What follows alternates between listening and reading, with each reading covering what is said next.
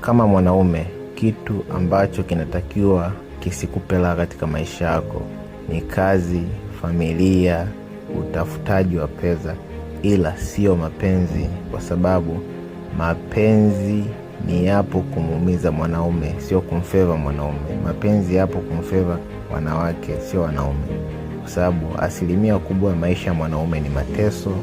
Asilimia kubwa ya maisha ya mwanaume ni kuhangaika, kupambana, jua lake mvua yake, ili kulisha watu ambao wapo nyumbani kwake. So maisha ya mwanaume hajawahi kuwa mwepesi, hajawahi kuwa marahisi. Mwanaume siku zote tunapambana kwa hali na nguvu kwa ajili ya kulisha familia zetu, kwa ajili ya kusomesha watoto wetu, kwa ajili ya kulisha wazazi wetu. Hilo ndo jambo lipo. Badala ya hapo hakuna kitu kingine zaidi.